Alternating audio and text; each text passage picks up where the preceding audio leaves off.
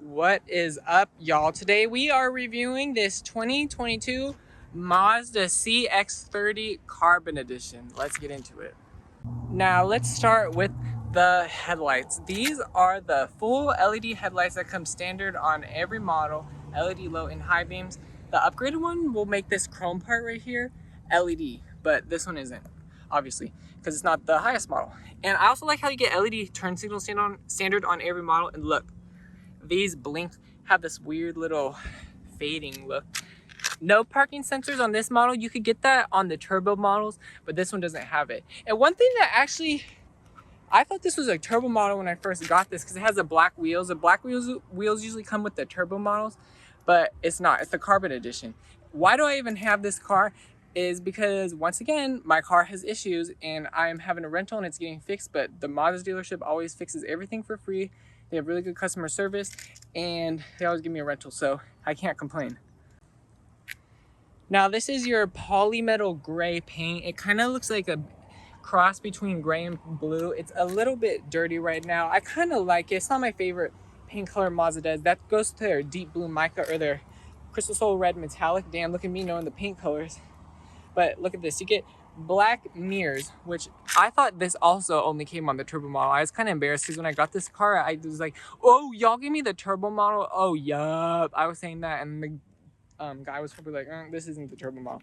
But I don't care. I don't care if it's a turbo model or not. One thing I actually is an issue with this car apparently is the gas tank is really small because this has standard all-wheel drive. You get the all-wheel drive badge right here. LED taillights.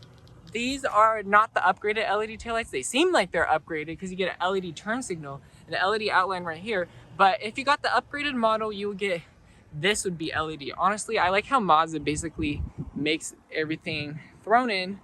Even though you could have got a little bit of an upgrade, it doesn't look cheap at all, and that's what I really like. And now looking at the back of the vehicle, let me get my shadow out the way so you guys can really appreciate this color more. Honestly, I actually, in the sun, this color almost has like a green look to it, and I really like it. It looks really good. Now, I don't know how I'm a fan of the rear of this car. It's not that bad, but it kind of looks like a frog to me. I think the Mazda 3 looks better. I also think the Kia Seltos, which competes with this, actually looks a lot better than this vehicle. Now, you do get 2 exhaust outlets on both sides, since this is Mazda basically uses that on every car.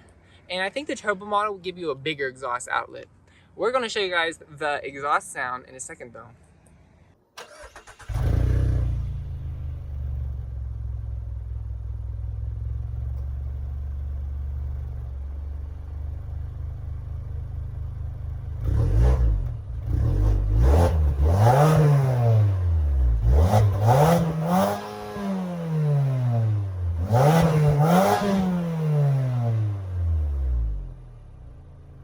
Now let's open the trunk.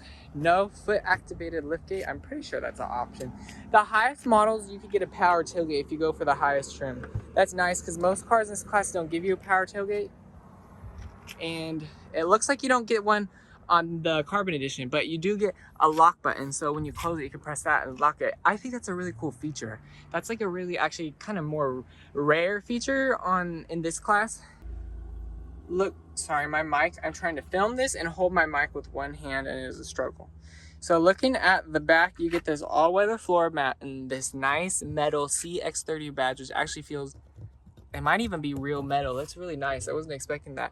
And look, you get LED lighting on the inside. LED lighting. Why did I sound like that? Let's try to pull this up. Maybe I should steal this. No, I'm just kidding. You get a full-size spare tire, and there's no subwoofer right here because it doesn't have the Bose sound system. If it had the Bose sound system, you get a subwoofer right there. But honestly, this trunk space, should I try to like get in? There's like some car over there. I don't want them to see me. A full-size adult like myself, I'm 6'3". Honestly, if I was like camping, I could like sit right here and be chill. One person can sit. It's actually pretty comfy. I like this. This is a cool thing about a little SUV like this. Now, let's close the trunk. No little ways to fold the seats down. Like, you know when the cars have that little, you pull it and then it folds the seats down automatically. This is a pretty small car though. See, look, my arm can extend all the way here and fold it down if I want, but I'm not going to, because why do I want to fold the seat down? So I guess you don't really need that, but that's just something to keep in mind if you care about that. Let's close the trunk. I wish I had the power tailgate, because I would get annoyed having to close that all the time without pressing a button, because it's a tiny bit heavy and I'm a lazy person. Now let's get in the car. So push button start is standard on every model, blah, blah, blah. Keyless entry isn't though. The base, all models got the base model get keyless entry. Press that to lock it and then go like that to unlock it. Did you guys notice how it didn't really recognize? I've had this car for like 10 minutes and it already twice it like doesn't recognize the key. See, look. You have to really press it in the right spot right there. That's kind of annoying, but it's whatever. It's not that big a deal. I noticed the Mazda 3 had that problem too. Look at this. Matte look, whatever these are called, A pillar, B pillar, C pillar trims. My Mazda 6 has these in gloss black. Random little detail I'd like to point out. Okay, listen to this when you lock and lock it though. You really hear the lock sound making noise, and the door lock actuators actually went out in my Mazda 6. That's why do you think my car's at the dealership right now? Looking in this car, here's what the carbon edition gives you is these red leather seats, and honestly these look so nice, especially in the sun. They almost look like a blood red. Actually no, blood is kind of dark. I had a bloody nose this morning and last night, but these are more like just like a really bright red. Honestly, they look so good, and the quality of the leather is so nice. There's some indents from my butt because I'm kind of bony, but here is my issue with the seat. This part specifically right here, it is way too hard. It constantly feels like I have a wallet in my pocket when I'm sitting there. I'm not kidding, and it really annoys me. I didn't notice this in the Mazda 3 Turbo. I feel like if you're, and I'm a skinny person, I feel like if you're not as skinny as me, that's going to annoy you. My other issue with these seats is, see how this, okay, you can't really see it, but this, when you go over bumps and dips in the road, the seat literally moves back and forth, and it's actually really annoying. It almost annoys me more than how hard this is. Thankfully, this part isn't as hard. Besides that, the seats are actually really comfy, which surprised me, and the leather quality is really nice. You do get an 8-way power driver's seat with 2-way power lumbar, no power adjustable passenger seat. You just, not even height adjustable, which you get in the Mazda CX-5. Only 4-way manual manual passenger seat, and you get driver's seat memory. If you get a power driver's seat in a Mazda 3 or a Mazda CX-30, you get driver's seat memory, which is really nice. Why can't you give us 3-person memory? We really have this one little button here. Come on, I know that's just for the third person. Sitting in the interior, let's start with the door panel. So this is a pretty big storage. Get a cup holder right here for your sunglasses. Grab handle, but it goes all the way through, so if you have like a vape or you put your phone there, sorry, you're gonna have to put it somewhere else. But I like how the Mazda 6 and the CX-5, they give you a floor right here, so you can put stuff right here. And then honestly, this is a really nice door panel. This is soft. This is soft. This isn't that soft, but it's kind of soft. It's plastic, but honestly, I really like this red stitching you get right here, and it kind of does make a glue sound. And if you press against this, I don't know, this softness feels good, but I feel like over time, this might not hold up that well. I don't know why pressing against it. It almost feels like if I press it too hard, I could break it. It does also make the glue sound. Pick and choose how you feel about this. This is actually wrapped in leather right here. And do you guys see that? Look at it. It's got red stitching. That's pretty nice. It's not really soft, but it does feel like leather. Here's the other thing. Gloss black right here, and these window switches, all these buttons are literally of the highest quality, and they feel so nice. Like literally every single button in this car, from the buttons on the steering wheel to the buttons on the lights on the roof, LED lighting standard, every single button just feels so good to press, and that includes the window switches. Now looking over here, you get speakers right here versus down here, and that is because Mazda doesn't want the bass to rattle the door panels, but the bass isn't going to rattle the door panels even if you did have speakers down here, because this is Mazda's harmonic acoustics, I think they called it, 8-speaker sound system, not the Bose sound system. If you go a higher trim, you get the Bose sound system, But honestly, for a bass sound system, this has really good sound quality. It just doesn't have that much bass, but the sound quality is pretty good. And it actually gets really loud for a bass sound system. So I can't really complain there. Let's turn the car a little bit.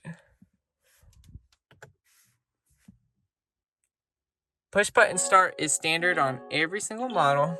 Now let's look at the steering wheel. This is literally such a high quality leather steering wheel, you guys. It feels so nice. No paddle shifters. If you go for the highest trim or the turbo version, you get paddle shifters, but this one doesn't give you it. These button switches,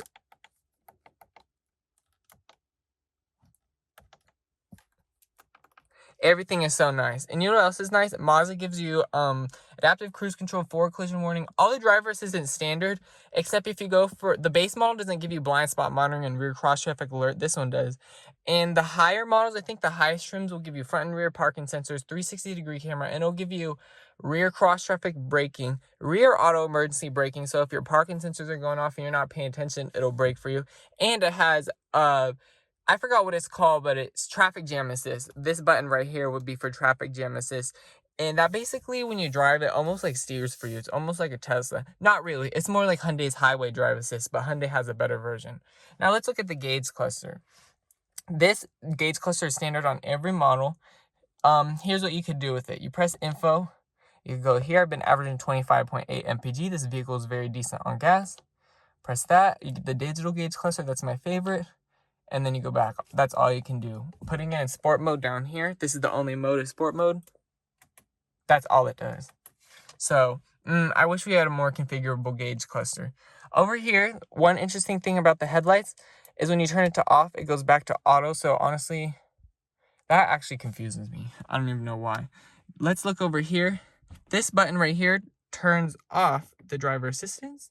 Then let's turn it back on. This is your traction control button. Since you have all-wheel drive, it's not a traction control button. It just looks like that, even though it is a traction control button. Let's open this. Look. Oh, I forgot completely. I'm turning in this car today, and I completely forgot I had this little mini glove box. And honestly, I could have been using it. I wish I did. You know what? Let's put this little trash in the glove box. There we go. Let's look down here. So, here's my other issue with the car. This is pretty annoying. This is going to hit, your drinks are going to hit the climate control, and then you're going to get dirty stuff on your straw. It's whatever. I wish they would have put the climate controls here, but this is more ergonomically correct. And I love this not infotainment system, the rotary control, because these have such nice quality. Listen.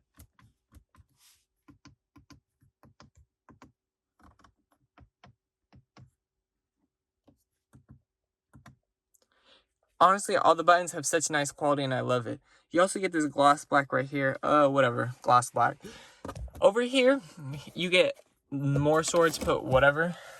And here's what's really nice, is this is all leather, and it is soft, and it accentuates over there, whatever accentuate means. That's pretty cool. And dual zone automatic climate control is not standard. I think every model except the base model gives you that. And then I think this is the trim that gives you heated seats. No cooled seats available, which freaking sucks. I think Mazda needs to add cooled seats in the Mazda 3. Maybe not the Mazda CX-30, but definitely the Mazda 3, because you cannot get a Mazda sedan anymore with cooled seats unless you get a used one. So it's pretty booty. Now, looking at the climate controls, let's turn it on because I'm hot. Honestly, even the climate controls have really nice switches. I love it. Let's turn it off. This is wrapped in leather, and it's really soft, so it's really nice. It'd be nicer if it was the red leather, but carbon edition models don't give you red leather on the dashboard, and that's the same on the Mazda 3. You also get, this isn't leather, it's just soft touch, but you do get the nice red stitching. This is soft and red stitching back over there. No heads up display. The higher trims will give you that. This one doesn't because it's not a higher trim. Here's something interesting. No auto-dimming rearview mirror, which Mazda literally usually gives you auto-dimming rearview mirror and side view mirrors in the lower trims. But it's whatever. I'm not really complaining about that. You also get a sunroof, just a normal sunroof. It's whatever. This car is $28,000 and it's giving you all these features. Let's go through the infotainment system. Here is Mazda's Connect 8.8 infotainment system. Honestly, it takes some getting used to. It's kind of distracting. You got your fuel economy monitor.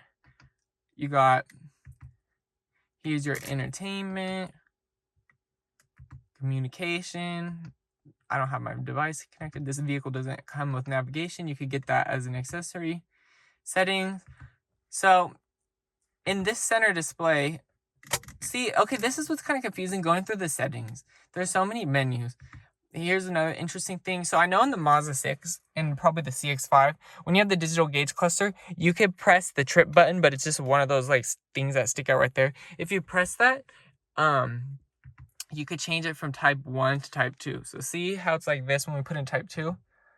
It does that. I like it in type 1 more. But you might not know that if you have a Mazda 6 or CX-5, you can't change it through the infotainment system. Only CX-30 and probably the Mazda 3 does that.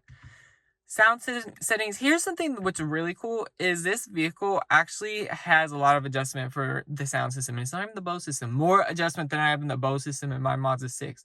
Look, you got an equalizer. You could choose all these different settings, which I don't even really know what an equalizer is. And then you got automatic level control. Actually, that's kind of in all cars. But you got a cool amount of adjustability for the sound settings. And let's go to the safety settings. See, there's just so much little settings that configure, and I think that's pretty cool. Let's go to active safety. See what else there is. Boring. Yeah, some of this stuff you guys don't care about, but there's some settings like in the vehicle settings, like see how confusing it is how many menus you keep going through and they're all the same color.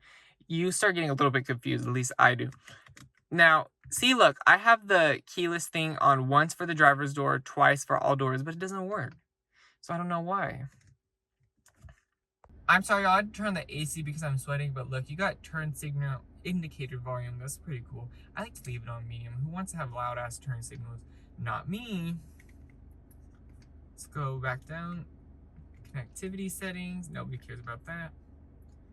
Guess this vehicle has Wi-Fi. Probably not. So these are all the settings you get. Damn. Pressure. Oh, I forgot that was with the tires. I don't know why I was thinking like atmospheric pressure. Literally what?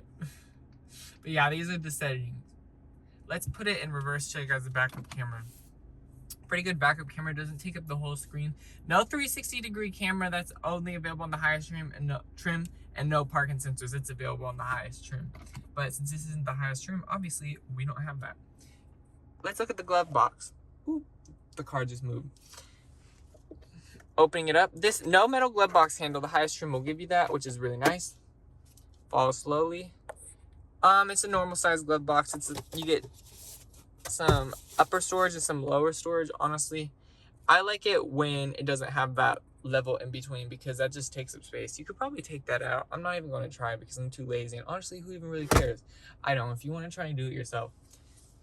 One thing I forgot to mention is Mazda also gives you auto wipers. I think you get auto wipers standard on literally every single model in this car, and that's really nice. I have it off auto. Why? Because last night I was driving and then they randomly turned on and they like wouldn't turn off for the whole drive. I don't even know why. And then I reset it and then it still kept turning on. So, and it obviously wasn't raining. Here's the armrest. Really soft. As big as my whole arm. Perfect armrest. See, I love a big armrest in a car. Ooh, let's get that off. That's annoying me. To open it, you have to slide it back a little bit, which is actually pretty annoying. And then you open it like that. And there's literally a spot right here to put your phone. Pretend this is a phone. See, that's so nice. It does fall over a little bit. But if you don't use your phone while you're driving, you're good. But sometimes you need to pick up that phone while you're at the stoplight. Or let's look at the inside here. You can take this out. So if you want to put something big in here, let's put it back in. See, to put it back in, you have to align these little notches up, and honestly that kind of seems like too much work for me sometimes I just let it flop around. Looking down in here, you get 2 USB ports. We love that.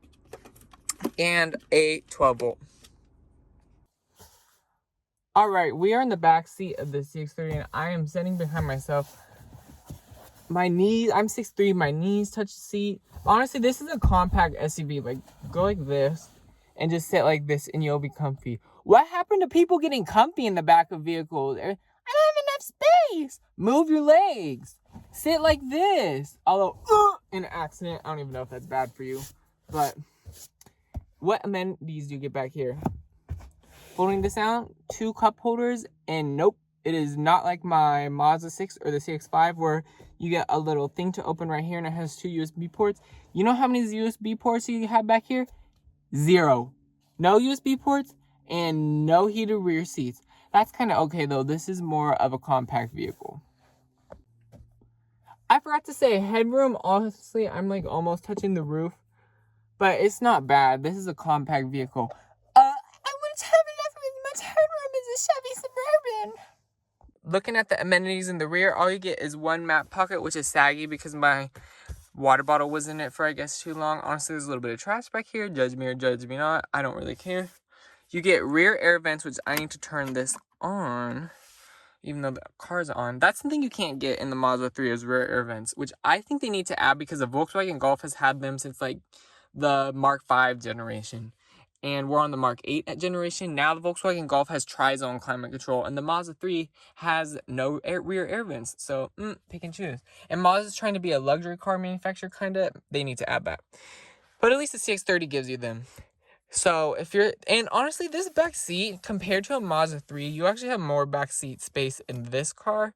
But I still think you should get the Mazda 3 just because hatchbacks are cooler. And I'm tired of car manufacturers only making SUVs. Let's look at the door panels. So, I forgot to say, one-touch windows are also standard on every model. That's really nice. I actually really like that. One-touch windows is a huge upselling feature for me. Hard touch plastic and hard touch plastic. The Mazda 3 will give you soft touch right here and leather right here. Just something to keep in mind. I'm sure nobody really cares about that though. Leather right here, and you get a decent sized door panel. Honestly, why is there such a glare on my camera? Alrighty, matey. Let's open up the hood and show you guys what's powering this beast of a car. Wow, you guys, that actually took me so quick to open up the hood. You guys know how I like showing you how I open up the hood, and then I take like a few minutes to do it. But this one actually took me 1 second to find the hood latch. No strut bar or whatever it's called where it holds it up itself. You have to put this up for it, which is fine. But if you're a mechanic, that'll probably annoy you. But what is this? This is the Mazda Skyactiv G, whatever that means. 2.5 liter 4-cylinder engine producing 186 horsepower and 187 pound-foot of torque.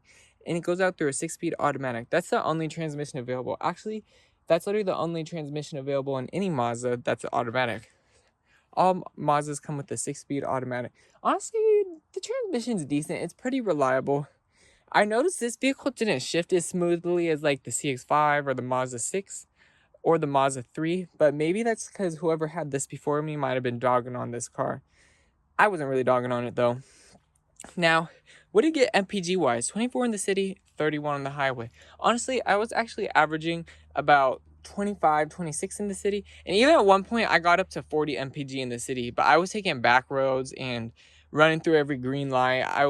I barely was stopping, so that's why I was getting 40. But 40 MPG, that's hella good. You also get 31 on the highway. That's about average. I was kind of averaging that on the highway, going 74. And one thing that's interesting about the Mazda's non-turbo engine is getting an oil change at the Mazda dealership is actually more expensive if you have the non-turbo engines. You have to get like the more, I think, premium synthetic oil or whatever, and then the normal or the turbo engines only take synthetic. I don't know. I get confused about what's the difference between synthetic and premium synthetic. You can judge me or judge me not for that, but I just know the expensive oil goes in the naturally aspirated engine. Oh my gosh, you guys, let's leave because I just did the exhaust test and we're by a bunch of houses where old people live. Let's leave before Billy Bob and Karen come rushing out. What are you doing revving the engine in my clean neighborhood? What are you doing? Okay, what does the horn sound like?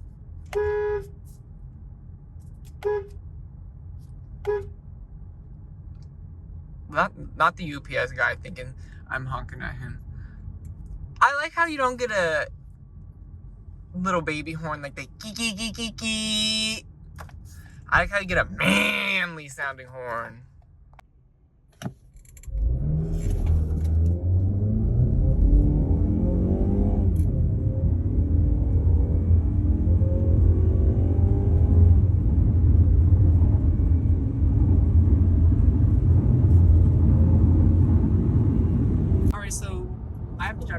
for a few days, and it's nighttime, so I can show you guys these fabulous LED headlights, which you could adjust through the infotainment system. So maybe that's why they're so good, because I adjust them to the highest setting so I can have the maximum amount of visibility. I got flashed a few times, but I'm like, that's not my problem. Let's put it in sport mode, because we're going to show you guys the handling. So you only get sport mode and normal mode.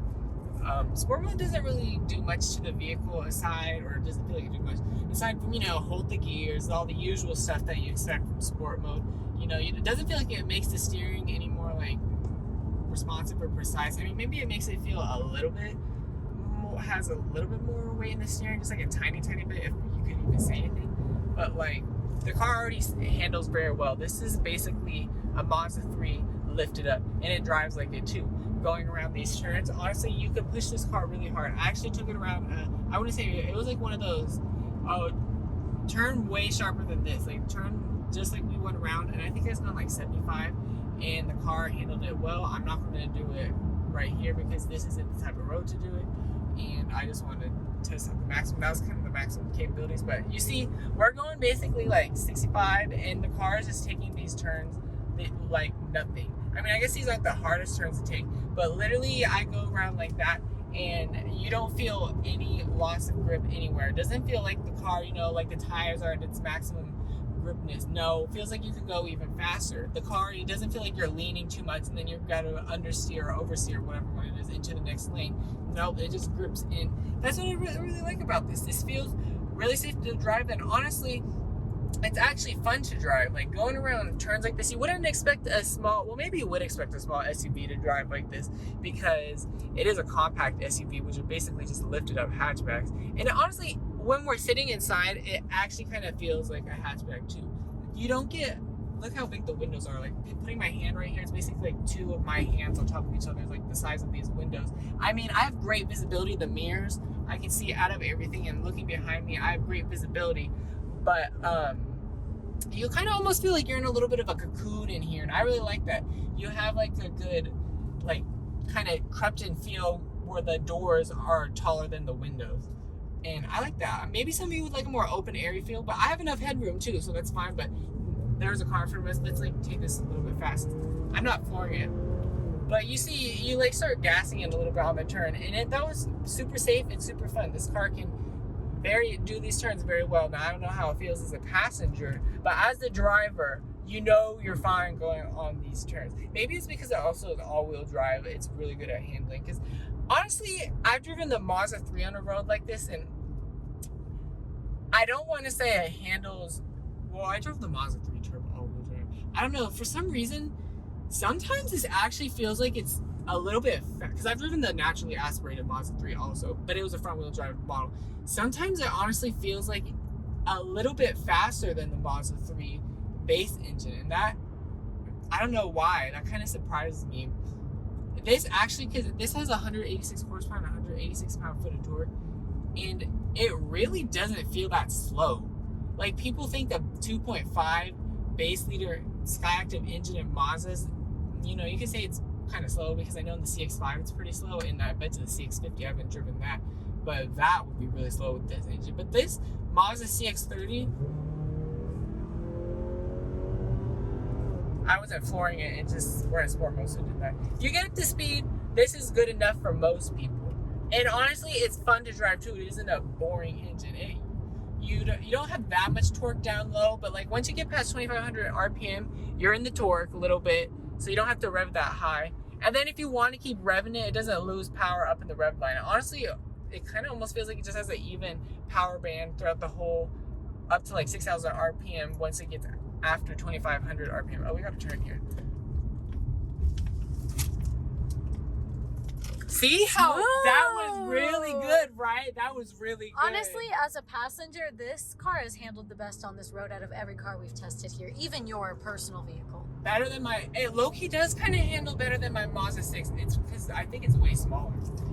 And the all-wheel drive, I think, makes it handle a little better. I take back what I said a little bit there with the tires. That was just because this is a bumpy, this is a bumpy road. This car completely did that turn, but handled that turn well. And honestly, yes, this car on this road, it's fun to drive. Like, we don't even have to be pushing it. You could just drive it normally, go on a back road like this. you enjoy it. And look at these headlights, how bright they are. If this was completely dark out now, right now, we'd be lighting up that big hill over there. See, look at how long those headlights go for. Honestly, I have and it's wide too. You got wide headlights. I have horrible vision, and this car is actually better for me to see at night than my Mazda 6. But that's probably because these headlights are leveled higher. Now this part of the road, I don't like going fast here because this part of the road's kind of sketchy. And honestly, there's like a big bump right here sometimes. Like this road is getting worse and worse each time I drive on it. The only really issue, like this car is just absorbing these bumps. This car, maybe it's because it's lifted up, but this car has a really good suspension. Like, it handles well and it absorbs the bumps so well. Like, honestly, it really surprised me. I don't think I've driven a car that has, recently I can think of, that has this good of a suspension that absorbs the bumps this well.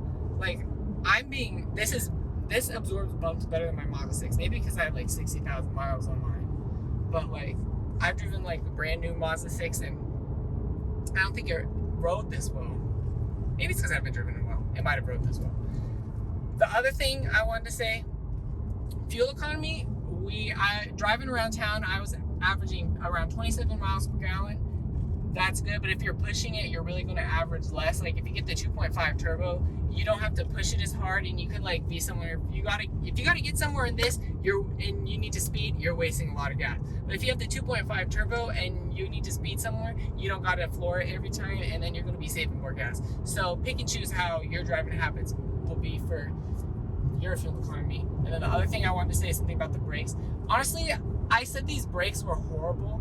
They're not bad, but I feel like they feel a little bit spongy, and then I don't know if they have a long area of travel, but it took a little bit of getting used to driving this, and I know when I get my car back, the brakes are gonna feel touchy. These, people say new cars, the brakes feel touchy.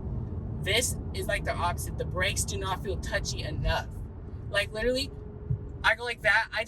I like press the brakes a little bit, and I'm in sport mode. Like, I literally put it down a little bit, and we barely slowed down at all. Like, you go like.